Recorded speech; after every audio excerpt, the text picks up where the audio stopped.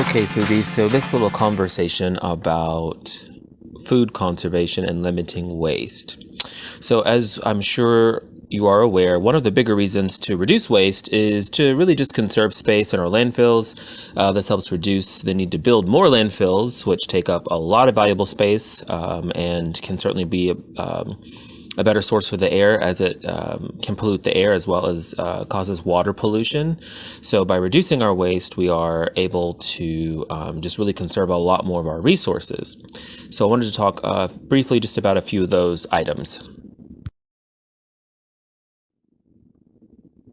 So if you've ever heard that awesome song from Rocco's Modern Life, RECYCLE Recycle, this episode is definitely for you as well. That's if you've not heard of that song, you definitely should tune into Rocco's Modern Life. One of the best parts about growing up as a kid watching Nickelodeon. Anyhow, it's really important for us to actively participate within the 3 R's. I'm sure you've heard them before. I'll say them again: reduce, reuse, and recycle. So I'm focusing on reduction as this pertains to, of course, also less food waste and waste management. So one of the things you can always think of is there is, of course, a financial aspect and impact to this as well.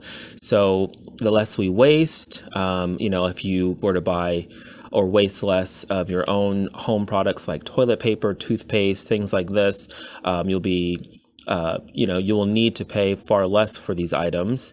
The savings could be quite extraordinary depending on how much you reduce your usage.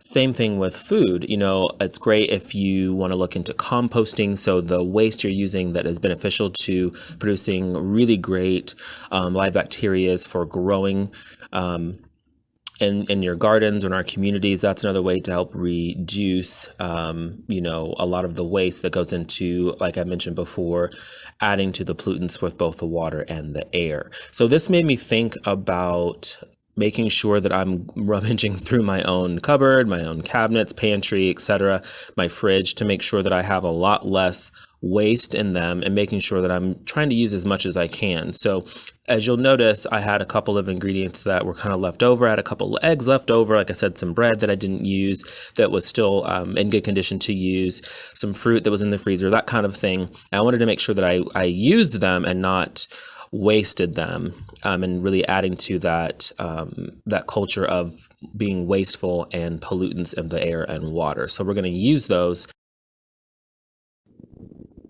So as you can see, as I briefly pointed out in our toolkit today for our recipe, we've got some fruit, some frozen cherries and blueberries, some bread, 3 eggs, mascarpone cheese left over, still good and fresh, of course, some vanilla, some sugar, and some avocado oil.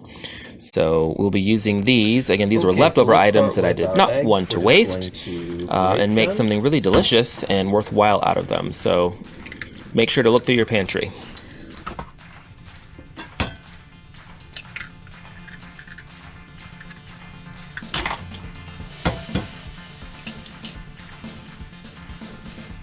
Make sure to scan to see if you have any eggshell in there. It looks like we're in the clear. So make sure you've washed your hands thoroughly. This is a very simple way to separate your yolk from your egg whites. Just going to pick up the yolk and just sip to your hands like so.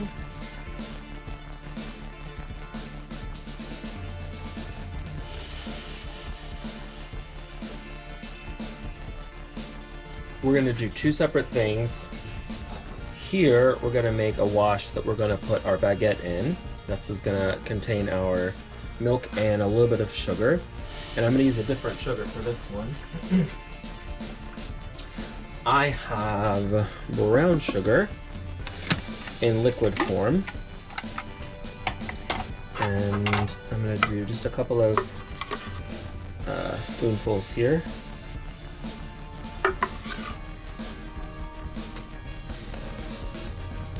I said a couple, but this isn't actually a full tablespoon, so probably 4 or 5 of these. We don't need it to be decadently sweet, but we do want it to have a pronounced flavor and not be bland. Okay.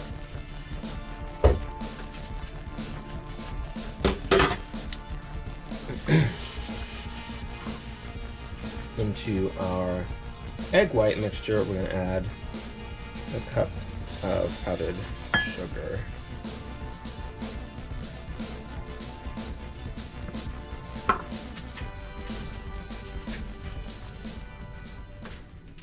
Some vanilla. Oh, that's a brand new one. Ah, here's one that I've already opened. A couple of capfuls of that. 1, 2. Let's also do some cinnamon, now that I'm thinking about it.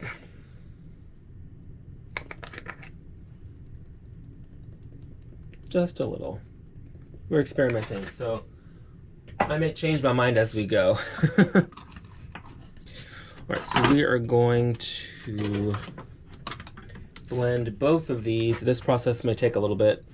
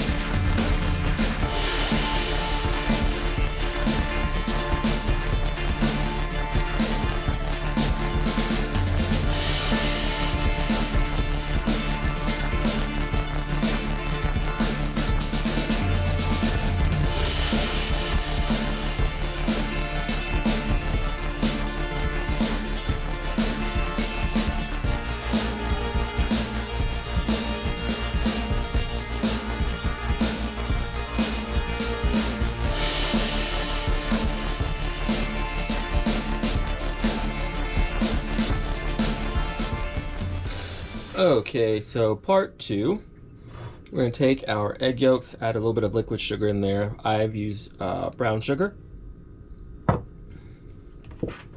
We are going to get our measurer. This is a cool thing my mom gave me. It's called the Cube, and it has all kinds of measurements on it on each side. I'm going to use the cup measure. And let's start with 1 cup. Guess it's all the way to the brim to get the measurement. Pour that in there. Okay. I'm going to start over. Gently break our yolks. That wasn't very gentle, was it?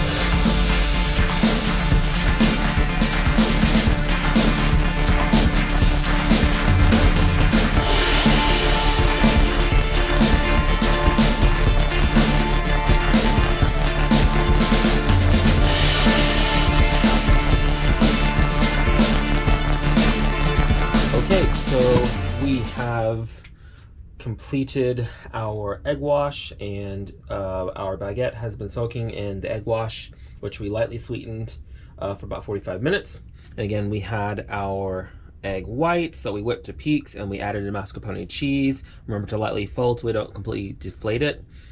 And then we have our fruits. Now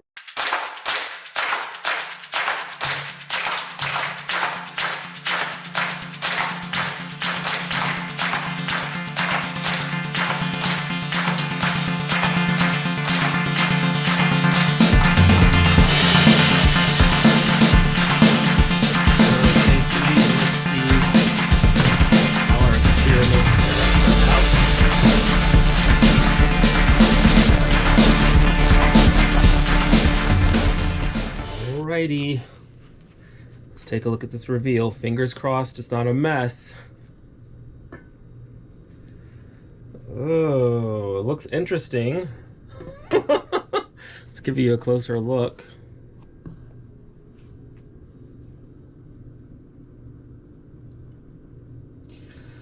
So I see where everything incorporated. You can see here with some of our peaks, it looks still like a little foamy, a little eggy, but it's completely cooked.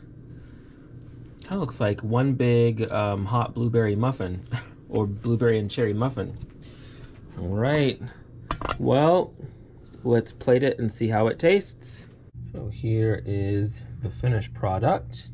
I had some leftover yummy salmon, and even though it's not prepared like lox, like you'd have for breakfast or brunch, I went ahead and just had that. I'm just serving it cold.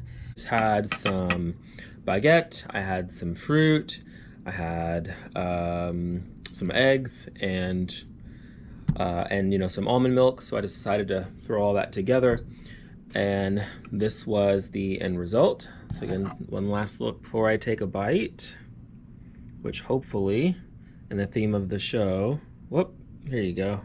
Well, now you can see it. Yeah. But hopefully in the theme of the show, it'll be the best bite. Haha, get it? Okay. So I have a very sensitive mouth. Hopefully it's not too hot because it's still fresh out of the oven. I'll make sure I get some blueberry on here and some cherry. Okay. Buen provecho.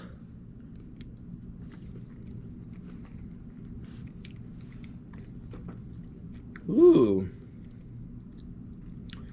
It's like a really sophisticated cinnamon roll.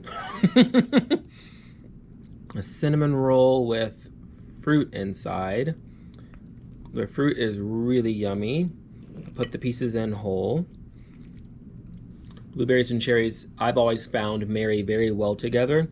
Their flavors don't compete with one another, but they both allow each of their sweet tartness to shine. So when you taste it, it doesn't taste like one just blended thing with no distinct tastes. I can taste both the cherry and the blueberry, which I really like.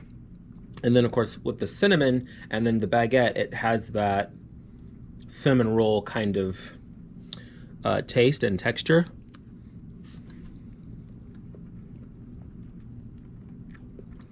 But also kind of like a pancake. It's really good. This probably could have cooked a little bit longer. I wonder if it would have gotten some of the bread a little bit firmer or had made a crust. I'm not sure, but it's really good. And using almond milk instead of dairy milk, it keeps everything really mellow. I find sometimes when I cook with dairy milk, it makes things a lot denser or a little bit heavier. This is nice because it's nice and light. Every bite's very, very light.